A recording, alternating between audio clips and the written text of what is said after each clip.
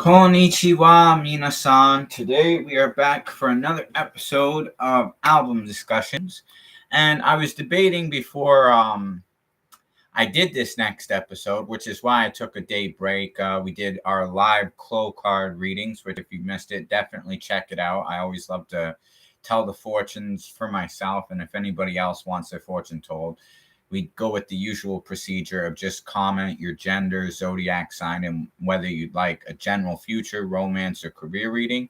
And we get to it near the end of the episode. We also read from Neville Goddard's The Power of Awareness. We discussed the new single and the latest developments going on with Hitomi Shimatani, which wonderfully enough, she seems to have recovered enough that she was actually able to sing for somebody's wedding today. And watching her sing for the lovely couple getting married, her songs Will You Marry Me, which made me fall in love with her all over again.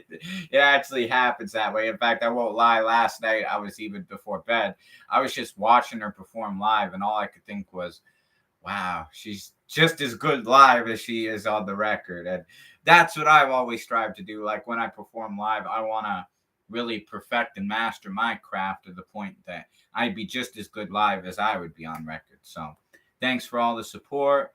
And one other thing I'll mention, oddly enough, I was watching her perform one of my favorite songs she does, one of the first music videos and songs I knew by her, which is Angelus or Angelesu. And watching her perform that live, it was so crazy because I remember I had a premonition where I saw her performing live wearing that exact outfit, and I'd never watched it before. So as I was watching, I'm like, wait, I've dreamed this before. It was so crazy, right? But anyways, today in album discussions, because we're going in chronological order, which made the most sense to me because not all of the albums that have been recorded have been fully released yet. It's been a pretty jam-packed day, so definitely going to try to not take any longer than I have to because I got so much planned today. But wanted to make time for this just because going in chronological order is best because we might take a break after we talk about all the albums that have been released, but as more get released, then we will come back and discuss those as well. That way the audience isn't like, hey, what album's that?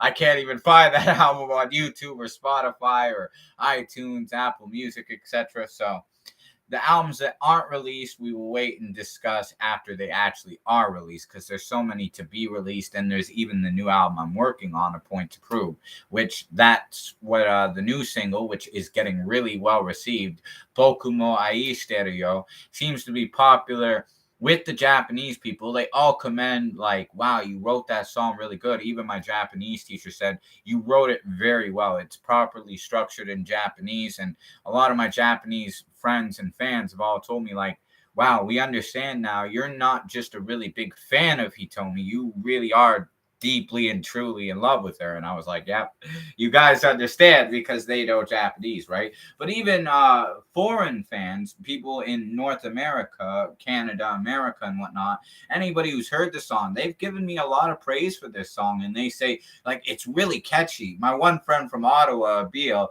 he was like, I don't know Japanese or whatever, but your song's so catchy. It's been stuck in my head for hours. And even my neighbors, they're loving like the punk rock vibe to it because they like a lot of rock and metal and stuff, right? So they're like, you know what? It's a completely different vibe. Even my counselor was telling me that. Love the punk rock vibe. But yeah, my neighbors, they say they've been cranking it like a whole bunch of times, and it's already got over 100 views in just 3 days. So it's going to keep going up. I actually feel like this will be the biggest hit of my career so far, just with all the praise I've been getting, the comments, the likes. Thank you for all your support. It's really good to see the fans are really coming together to support Super Kami Guru Alucard in these new musical endeavors. So without further ado or delay, we will get into our discussion. I figured we would talk about the live performances recorded on High Standards first, just because it wasn't a fully released as an album, just because we wanted to avoid the copyright issues. So by just releasing it as a single video with all the songs together on YouTube as like public domain, we're still acknowledging all the songwriters who came up with the songs originally and acknowledging it is their work, but we're just doing our own fresh live spin on it and just performing the songs in our own unique way. And with jazz, that's really what you do. You improvise it, you make it your own, but it might be a traditional jazz standard, right? So we'll get into the high standards live recording first, which was done pretty much with me playing saxophone, laying out the arrangements, doing all the vocals, keyboards, drums, and organ and vibraphone on some songs, as well as some other instruments. But the bass was all handled by Byron, my neighbor, and the guitar was all handled by John. And we all chipped together, and we came out with this sort of like trio bundle of high standards. We called it high standards because, yes, this is back when I was still smoking marijuana. I'm not anymore. But the idea was we're performing these jazz standards high, and we have high standards because they're very big songs, but they're very beautiful, wonderful songs. Probably some of the best jazz songs ever composed. And we really had a mission with every song we did on this to give praise to some of our favorite artists and to perform some of these songs too. Some of these had never been actually covered or performed by anybody else. The example of this would be Willie the Lion Smith's Concentrating. Nobody else had ever actually performed this other than Willie, because it's a very difficult piece to play. So we improvised around it. We added our own fresh spin on it just because Willie actually was upset that other people didn't perform his pieces and would have wanted people to cover his pieces. So as we get into it, we will explain it a bit more.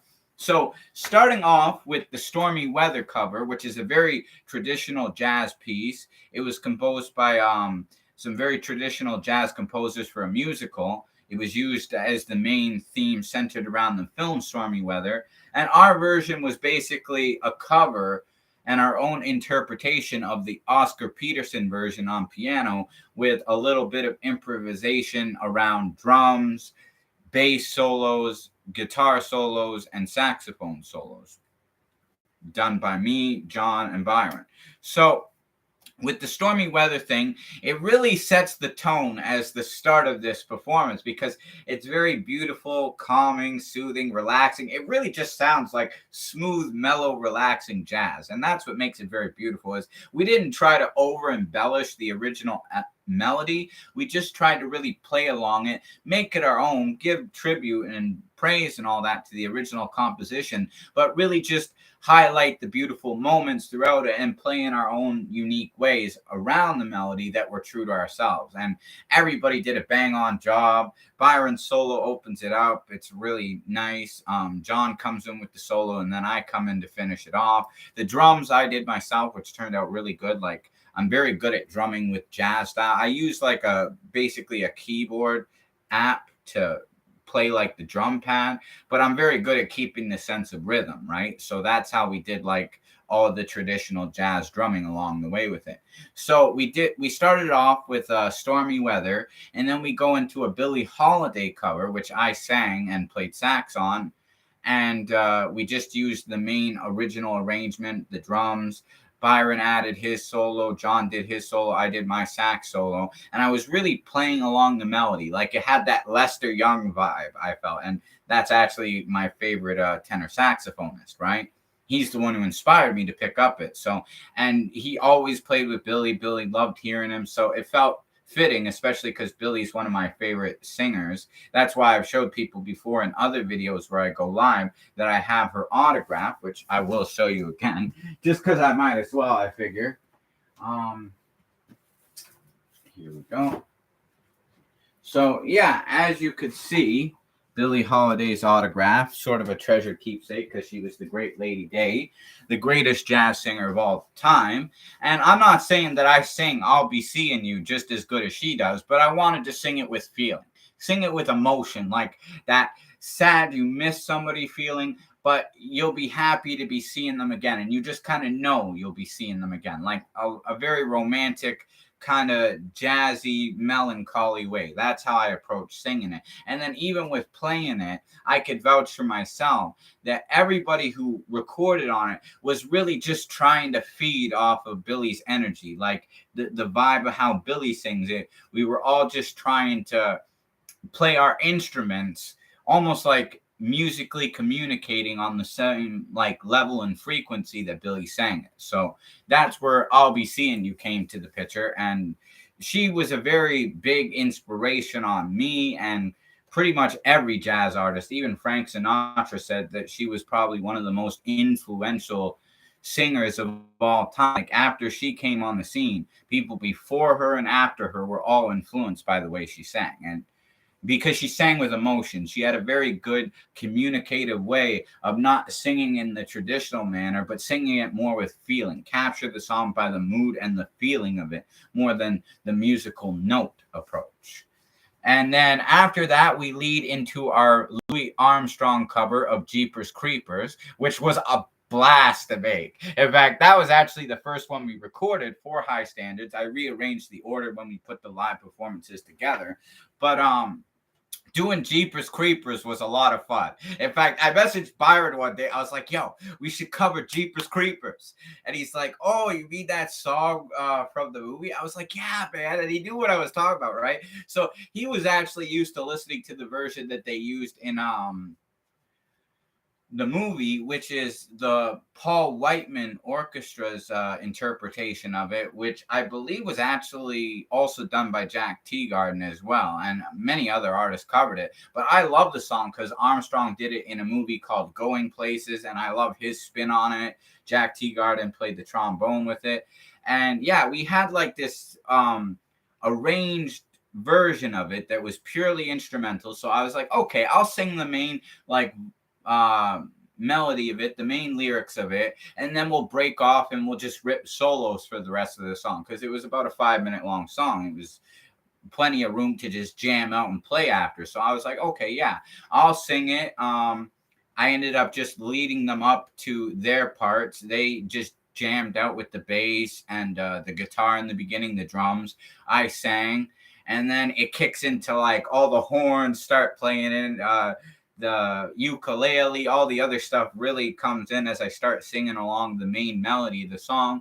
And then after I finish singing, Byron rips his solo, short but sweet, really sweet. Like he played like a boss bass solo on that. Like I loved his bass solo. Re-listening to it, I was like, shit, man, that was so good. And then John comes in and he rips it for a good while too. And he's really just going all around the melody, playing it in many different ways around the notes, and it's really pretty and lovely. And it was funny because I remember he's like, how should I play this? And I had a very abstract way of how I instructed him to play along it too when we were recording this. I was like, you know what, man, just play like you're playing for a girl you like and her favorite song is Jeepers Creepers, and like she has really pretty eyes, and you're just playing to like romanticize the situation with that girl. And he really did. He really took that advice to heart. In fact, after I was like, you know, your playing on that reminded me of Django Reinhardt, who was like one of the greatest jazz guitarists of all times. He actually only had 3 fingers, but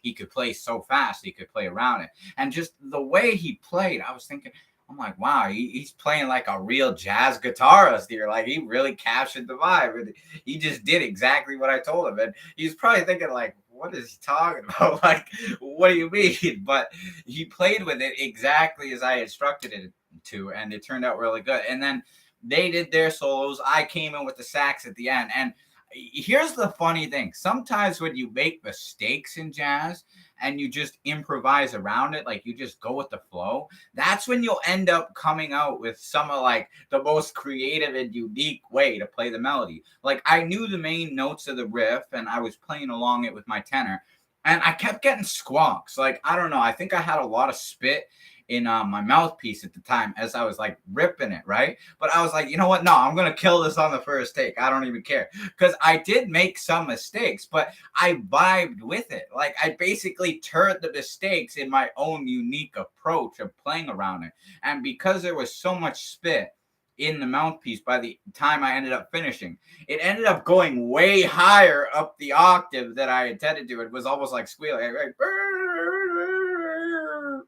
Like, but it worked because Armstrong does that on the trumpet. Since it was a version of his almost trumpet playing was pre-recorded, like almost like his anyway. There was a trumpet backing it up that we had used in the arrangement that we were playing along with. And the way he's playing that on the trumpet, my tenor sax going really wild and high. It like sounded so on point with his trumpet that it just turned out phenomenal. And that wasn't intended. I was actually going to play it a lot more smoother, but it just ended up turning out that way. But then I knew it worked, that it sounded good, because when I looked at the other two, Byron and John, after we had finished it, they just gave me that look, and they were like, yo, that was sick, man. That was crazy how you did that at the end. They thought that was intentional. That was actually a mistake. But I was like, well, if it sounded that good for a mistake, then I killed it, right? So that's how Jeepers Creepers came about, which turned out really good. And then after that, we got into concentrating Willie the Lion Smith's own original composition. And what I will say with that is, like I had mentioned earlier, this was a piece that he composed, and he was actually always frustrated that nobody else ever performed his pieces. But it was very difficult to play some of his compositions because they were so melodically challenging. Him playing on the stride, he was ripping it. Like, you watch him do live Finger Buster on YouTube, you will see this man could just rip it, and he'd have these big fat cigars sticking out of his mouth, just like 1,000 miles an hour, like faster than stride, just insanely powerful playing, right? So I admit, with that one, I practiced the hell out of that song. I didn't record that one on the first day. I spent, I will say, even 2-3 days just practicing playing along the melody of that song, because it's such a challenging melody. Even though it's one of his more simple ones, he has even more complex melodies, which is like, I couldn't even touch those with a 10-foot pole. Willie was really gifted. He had a gift for melody, and he was very intense with his playing. And I was like, we got to play something we can actually play, but do it justice, right? And then so I practiced for days just to play around the melody of that, get the piano all laid out, the drums, I did that. And then the sax too, like harmonizing with the piano on the sax. And then Byron played his solo, very simple, but he played along the melody. It sounded very good. And then John comes in and he just really jams out with the melody for his part, and everybody just adding their sort of flavor or seasoning to the mix really turned concentrating into a whole new sort of vibe, because originally it was usually only performed with just purely piano. So it was the first time in history that like an actual band had actually attempted to cover Willie the Lion's piece and add other instruments to the composition, and turned out really beautiful considering it never been done before. It was really cool. So that led us into the Fats Waller composition, which I knew this song really well. I love this song. This is still one of my favorites, Ain't Misbehavin'. In fact, I had watched a movie that Byron had recommended me recently called Be Kind Rewind, because he's like, oh, I've heard of this Fats Waller guy. They reference him bad in this movie, and I never saw it. I was like, oh, I gotta see this. They reference him fat. So I was like, and I laughed. I actually really liked the movie. In fact, I basically explained to Byron there were quite a lot of things that were accurate about the movie, although they did exaggerate and change certain things, which was very funny, right?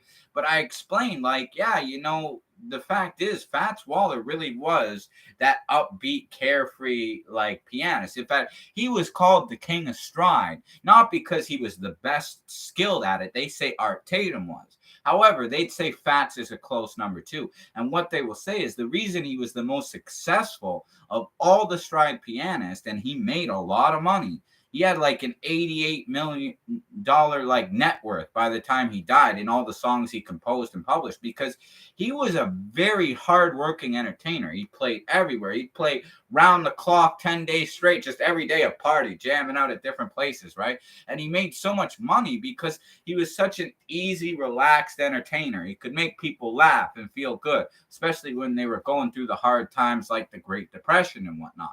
So he was a very inspiring, lighthearted, carefree, funny entertainer, like that fat guy just making you laugh, singing songs at the piano. And that's what makes Fats music timeless. So with doing Ain't Misbehaving, we really wanted to not take it away from Fats, but add that light, carefree, easy feeling and still just play beautifully along the melody the same way he did. So Byron and John do the first couple solos. I sing the main part of the song, and then I rip it with the sax for the solo part, along with the piano and the drums, just kind of kicking it off. And then I come back for the final chorus, and we round it off. And it turned out really, really nice. In fact, I'm not saying we did it as good as Fats. I would never want to take Fats' song away from him. Fats is just the man. I forever love him. But I feel like we did it just. Like, I feel like he would have like at least given us a round of applause for trying to do the best we could do with the song and pay him tribute, of course. So yeah, Ain't Misbehaving turned out really good. And then we got into the Is You Is or Is You Ain't My Baby, which is the Louis Jordan cover. Louis Jordan is probably one of my most influential artists. I really love his work as well, because he was the first vocalist who played the saxophone. And that's what inspired me to do vocals and play saxophone too. Because I was like, oh yeah, I want to be like Louis Jordan. Because he was a musical innovator in the sense he brought the ideas that would later shape the foundations of reggae music, early rock and roll, modern R&B, and even elements of hip hop with his storytelling abilities, right? So we really wanted to do this cover like just. We played it in a key that seemed feasible for the tenor sax because he normally played alto. So we played in more of a key that was suited for the tenor. Byron played his solo. John played his solo very beautifully. I played my solo, and I also sang it like in a way that was really cool. And we had the main arrangement, but I also wanted to play drums with it just to kind of hype it up and make it like extra more intense. So I was really proud of my drumming on that one as well. And I think that one turned out really phenomenal. I mean, Louis Jordan sang it a lot more bluesy, whereas ours was bluesy, but it kind of had an upbeat intensity to it, like that anxious feeling, like is you or is you ain't my baby. I want to know, right? So that's the vibe we went for with that, and it turned out really good.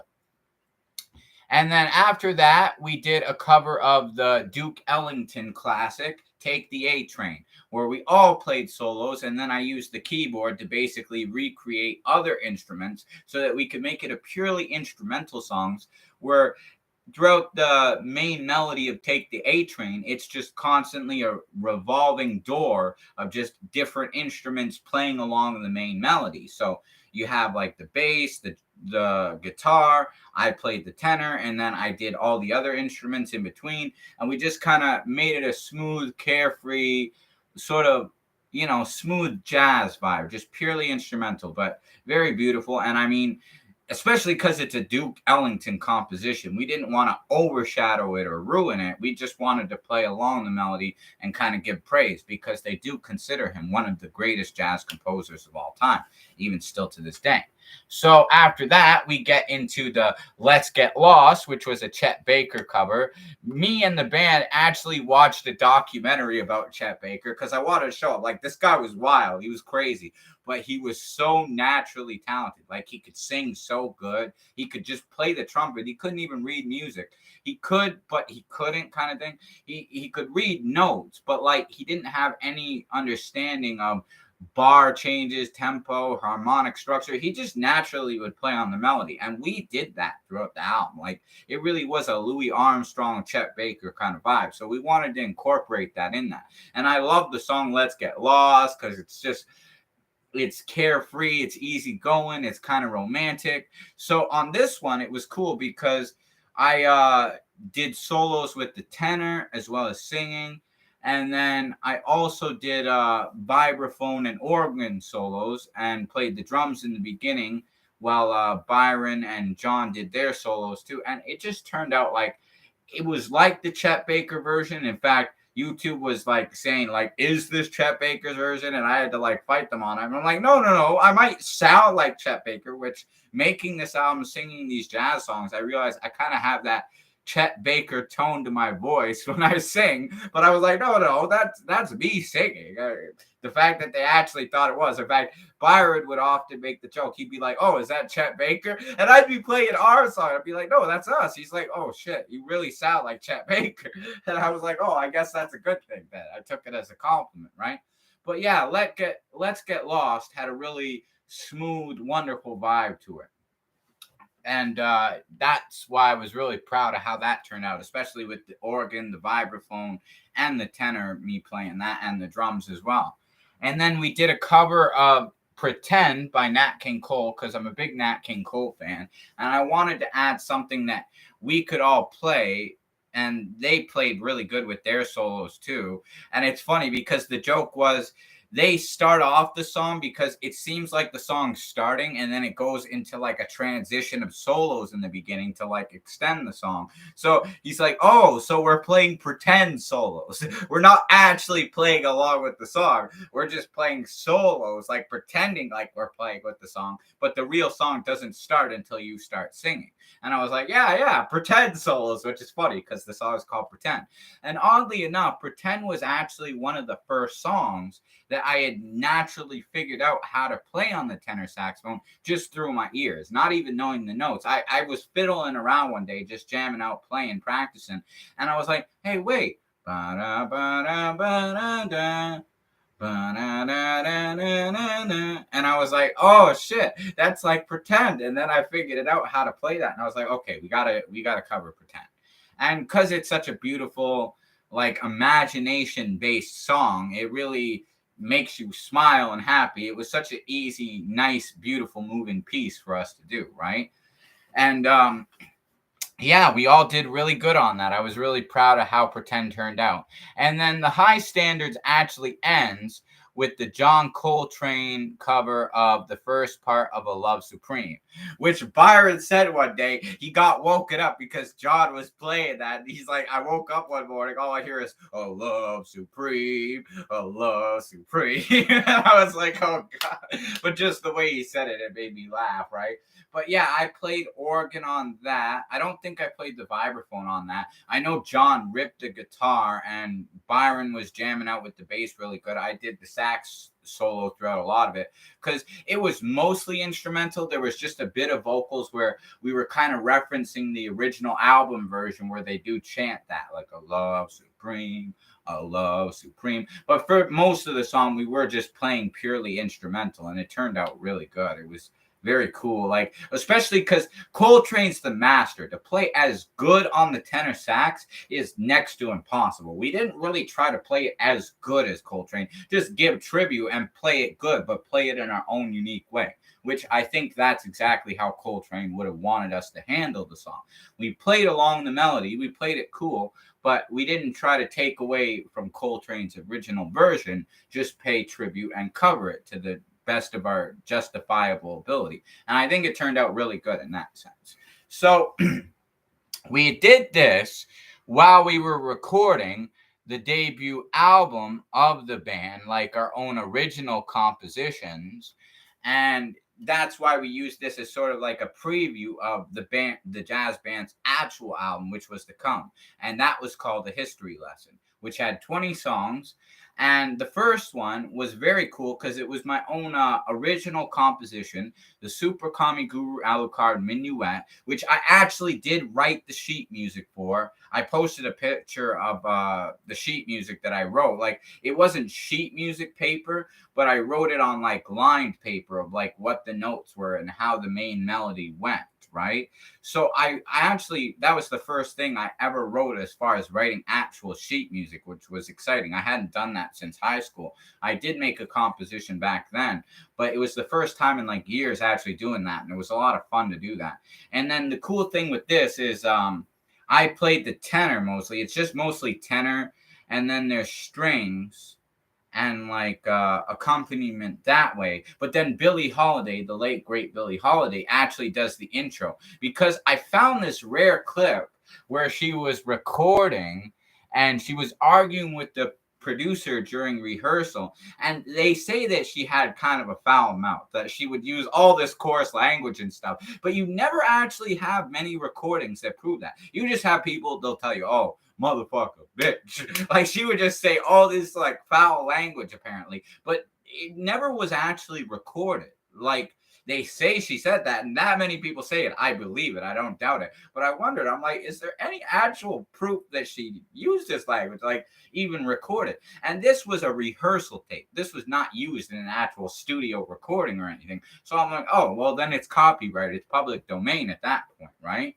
But there was a moment when she was arguing with the producer because the producer wanted her to sing God Bless the Child a certain way, right? Sing it how you sang it on the original version. And she had figured out a better, more improvised way to say it. And you listen to the later version of it, she does actually sing it way better because she goes down and then she builds it right back up at the end. And it's way better than the original version, right? But the producer was questioning her on it, like, no, sing it how you used to say it. And she's like, tell that son of a bitch to forget it, right?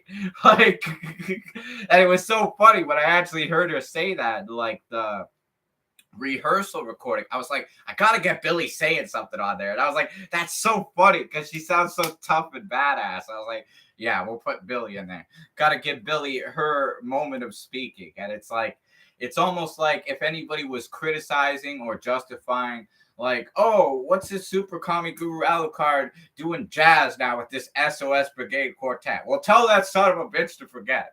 That was kind of the idea of it, right? And then it leads into this beautiful, calming, sad, kind of mysterious melody of the embodiment of what super comic guru Alucard is. That he's kind of a mix of all these flavors of genres, all kind of embodied in one. And that was the idea with this composition. And then David Waddell, who is the main sound engineer and mixing expert on recording this record on many songs. He didn't do them all, but he did a good chunk of them. He ended up adding strings and accompaniment just to kind of back what I played on the sax. And it had a very beautiful, moving, traditional jazz sort of instrumental quality. It was a real composition. It was very beautiful because I felt like it came from the soul.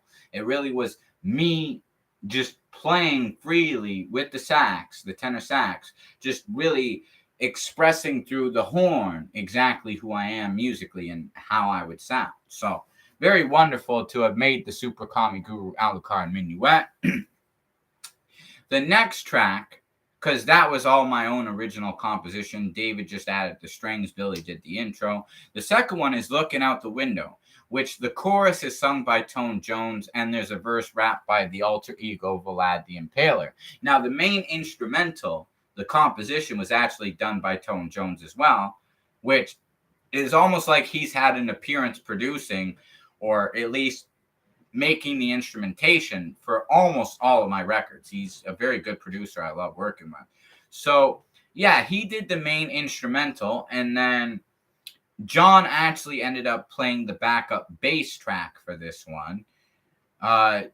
We had Smoke Signal Productions master Andrew, who had worked on previous albums with me, actually add about 5 different other instrumentation to it, and then I played the tenor sax, did the vocals for the other 2 rapping verses, and we really just gave it this vibe of like COVID, everything was going on. You were like looking out the window, wanting to go outside, but because of the fear, everything going on, you couldn't really do much. And it's sort of this bluesy, jazzy era of how things were back in the day, like during the Great Depression and wartime. You had kind of this time traveling vibe of this mood that was reflective of how it used to be back in the day. And it was like almost like jazz coming full circle with the modern era of music, which is mostly hip hop and rock and stuff, right? So everything kind of combined together and gave you this really melancholic, moody atmosphere of sound, which really is embodied well with Looking Out the Window. And then from there, we have the original composition, which I did all the instrumentation for, wrote the lyrics, and mixed and mastered this one completely by myself, whereas I did the mastering for all of the tracks on this album. David did some of the mixing, I did some mixing too. But with this one, all mixing, mastering, instrumentation, lyrics, and vocals, sax, everything was all me. And it was a song I made because our dog that we had for a long time named Alfie was this little Pomeranian. He was such a sweet, carefree dog. He was very well behaved. loved him. In fact, I took pictures with him before they took him to be put down, just because I was like, I gotta get some memories with him. He was always such a loving, easygoing dog. He would bark like, but he would bark like a guard dog. He had this mentality that he was bigger than he actually was, like arr arr arr arr.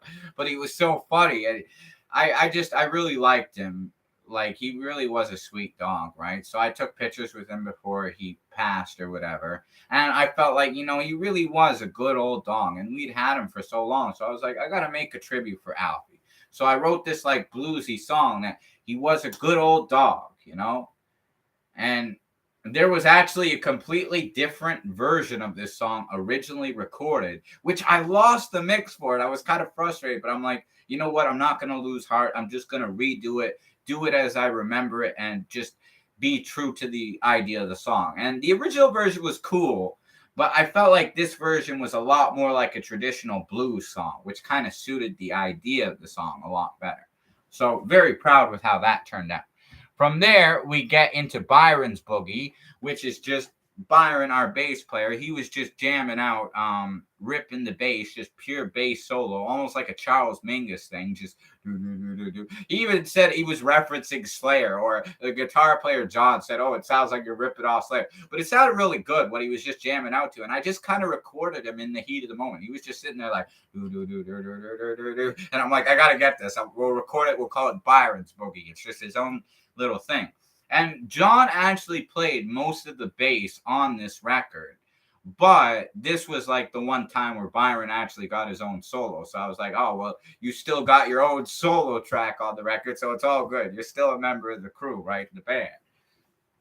And that became Byron's Boogie. It turned out really cool. And then as the door opens and the track comes to an end, it's almost like the door is opening and the album is about to become more expansive, which leads into the track Redemption, where S.S.P, Smoke Signals Productions, he added a lot of the backing instrumentation to this track.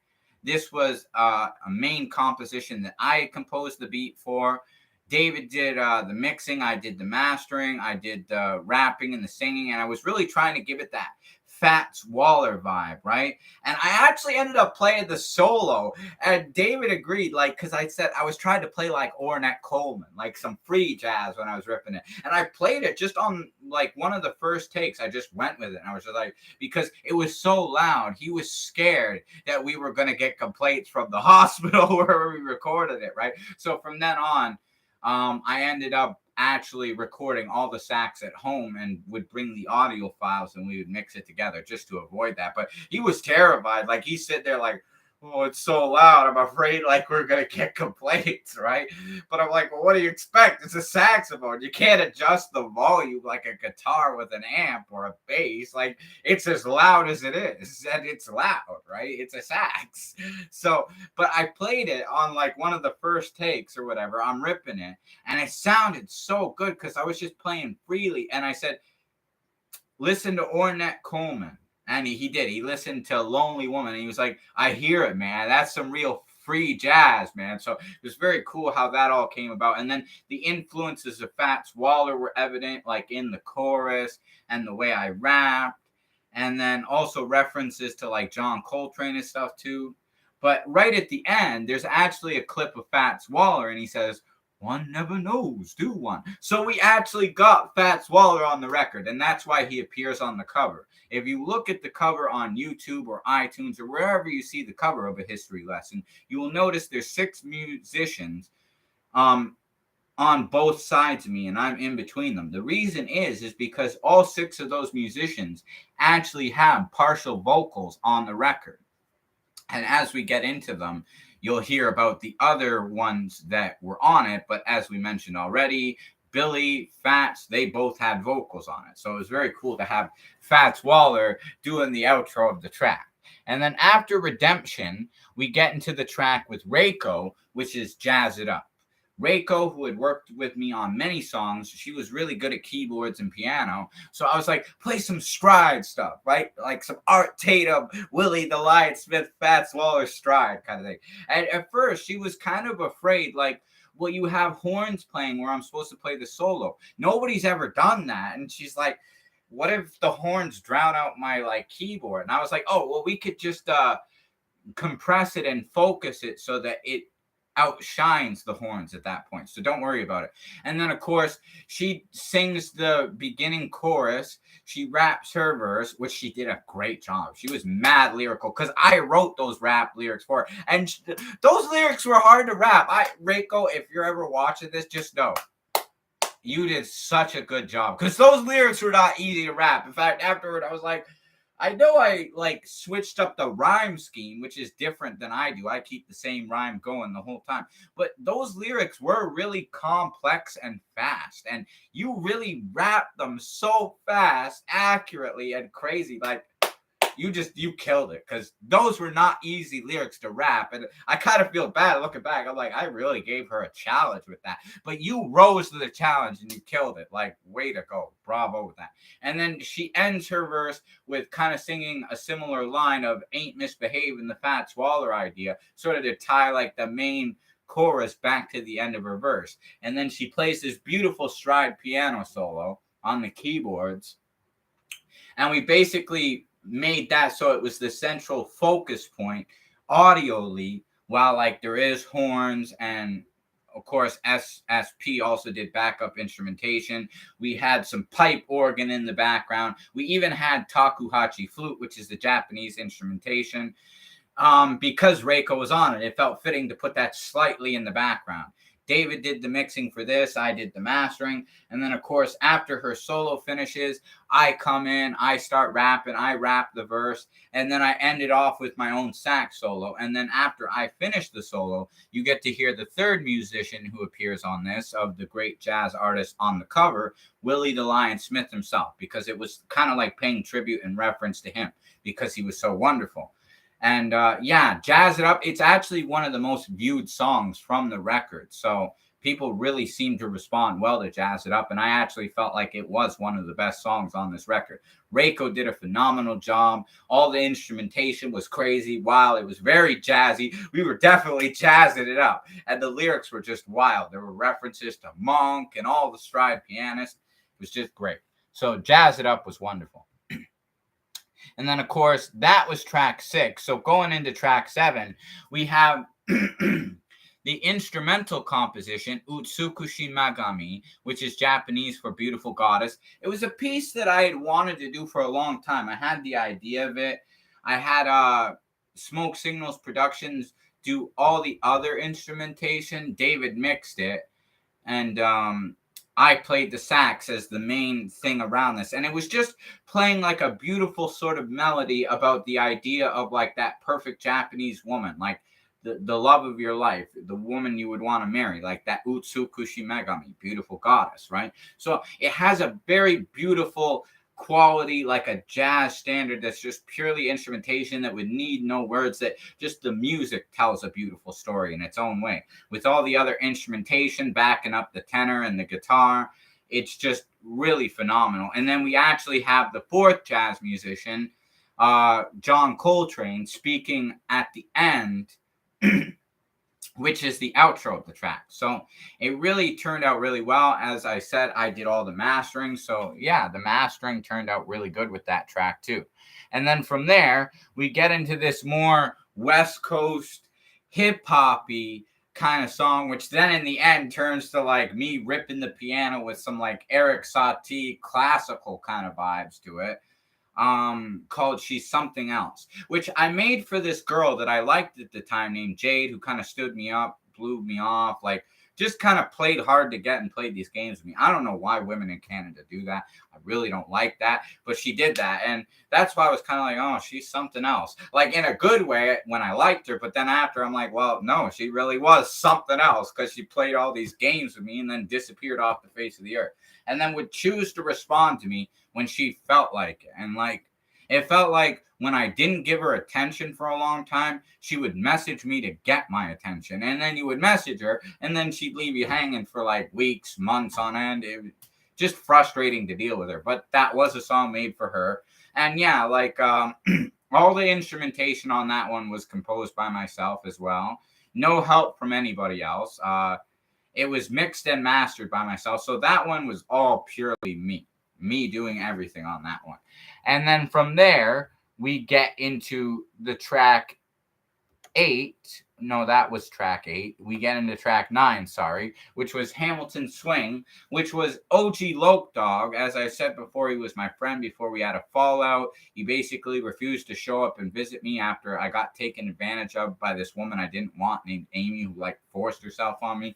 And I just wanted him to come and be there. Like my friend, like, you know, it was a traumatic experience. I wanted him to be there. And then he had some of my old Japanese samurai movies, and he never ended up giving them back. So that really cut off the friendship. So that was the last song we ever made together. Maybe the last one we ever will make together, unless he apologizes one day and returns my movies.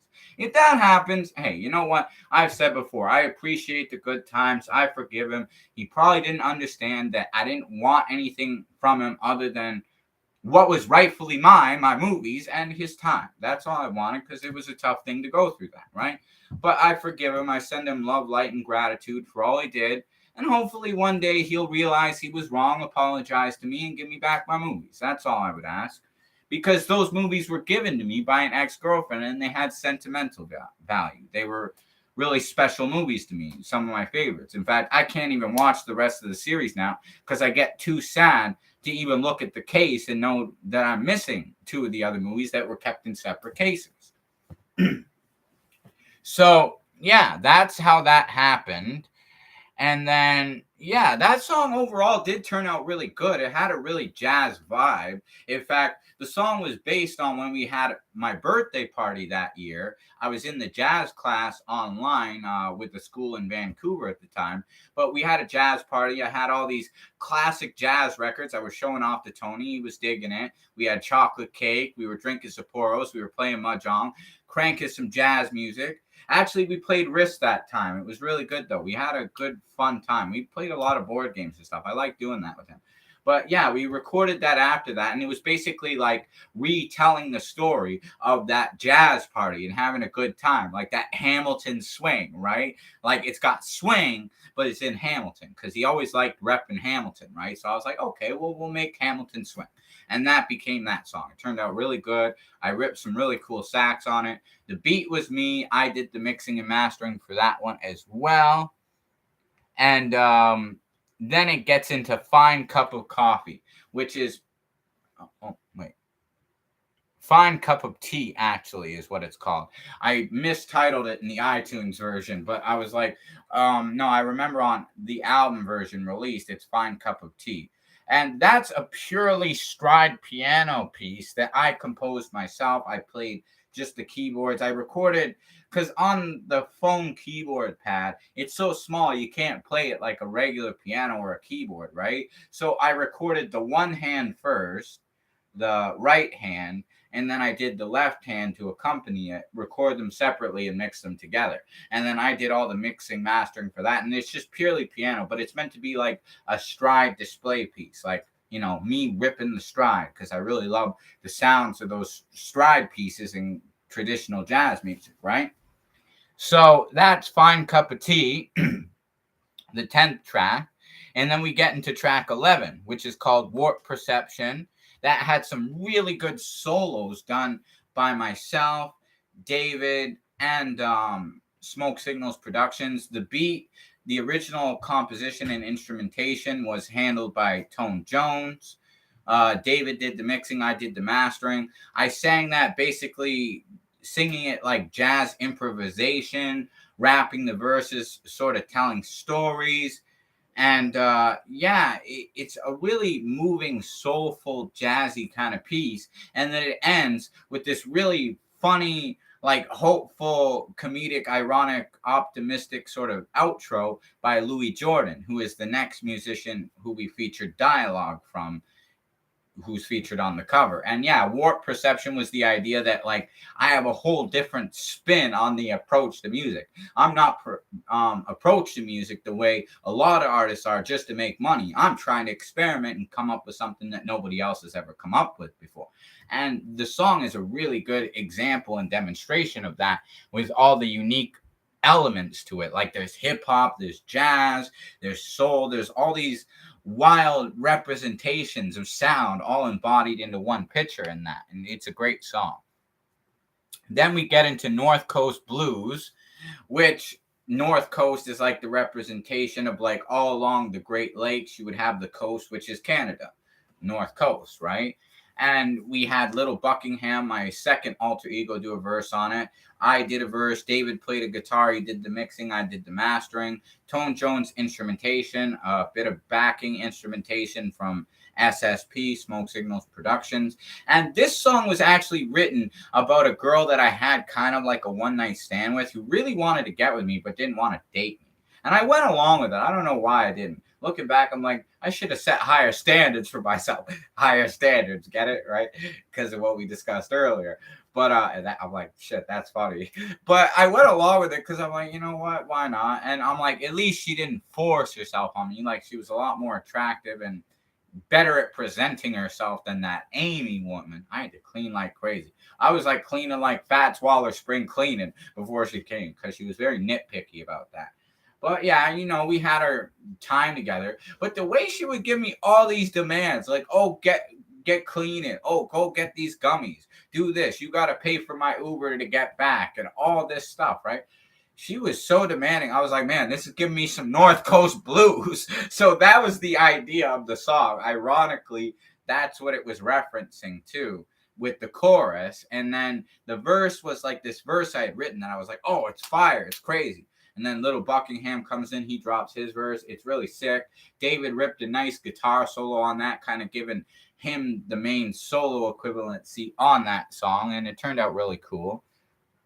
And then from there, we get into John, because John actually did the backup bass accompaniment for many songs. So far, I could tell you he did Looking Out the Window, Redemption, Jazz It Up,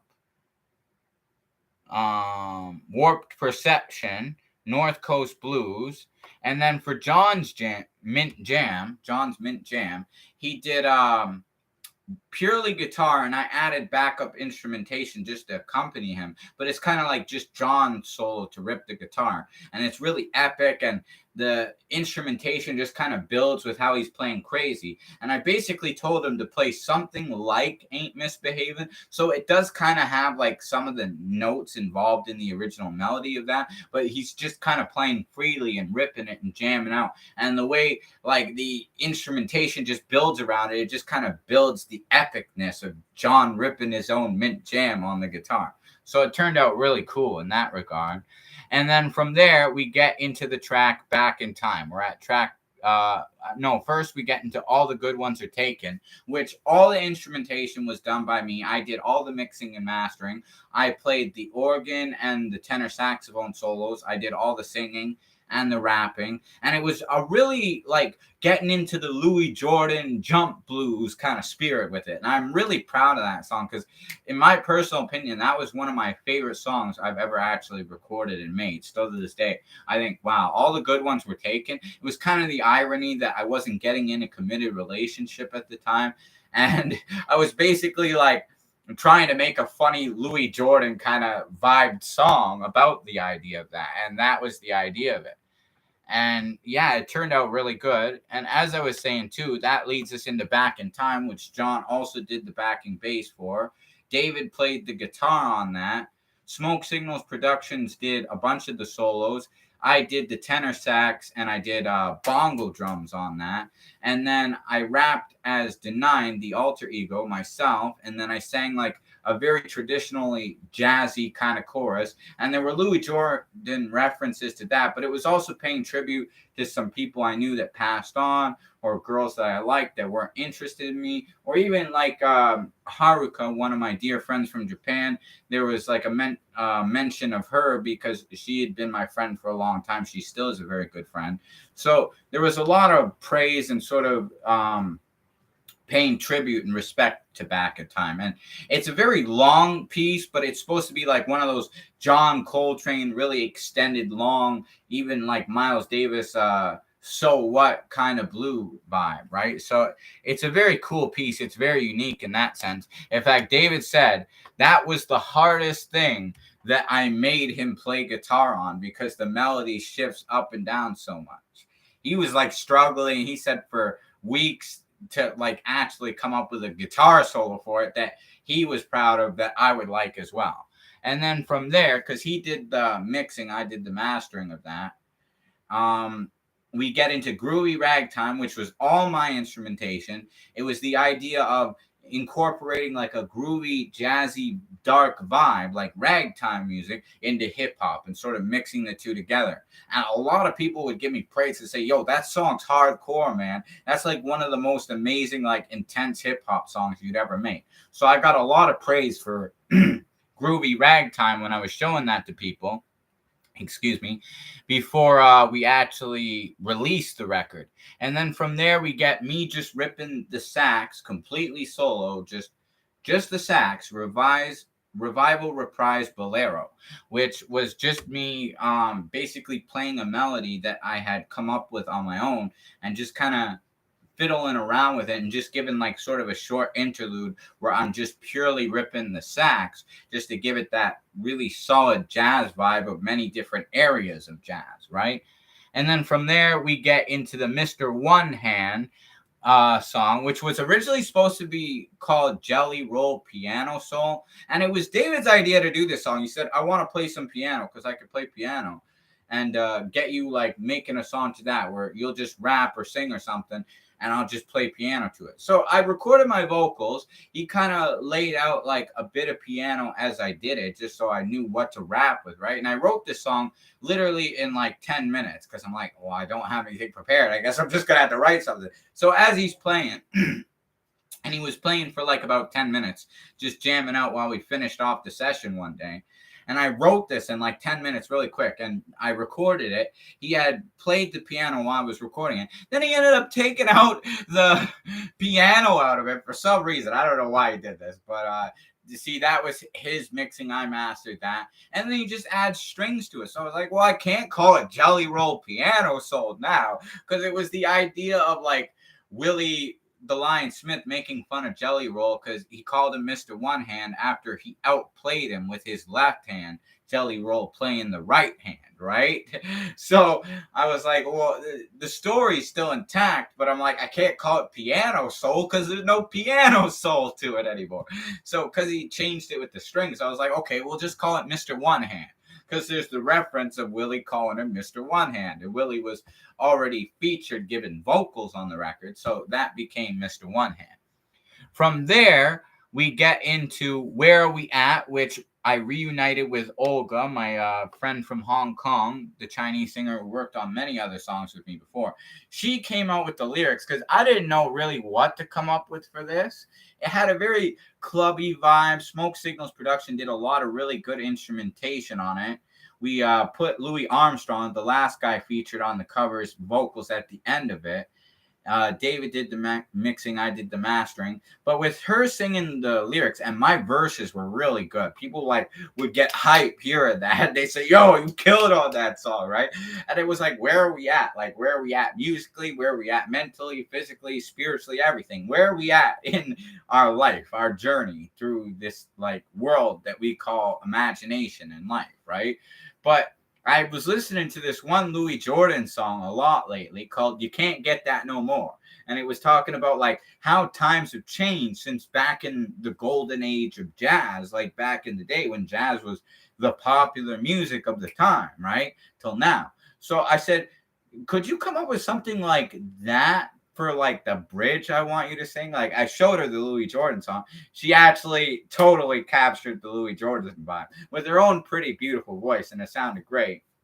And then the Where Are We At, she's talking about like how times have changed. Like some people too thin or too fat. We still don't know where we are at, right? She really captured the vibe of what I was going for, what I intended with the song, better than I could have even come up with anything. So she just did a great job with that song, and it turned out really remarkable. That actually is, if I'm not mistaken, the most viewed song from the album. And then after that, we get into the final track, which is purely instrumentation, The End, which was mixed and mastered by myself. I played tenor saxophone. I laid out the main arrangement. And John, who was the guitar player for the S.O.S. Brigade Quartet, and he also did the live backing bass, which oddly enough, I was talking about what songs he played bass on. He did the bass for Back in Time, and he also did the bass for Where We Are At, as well as the end.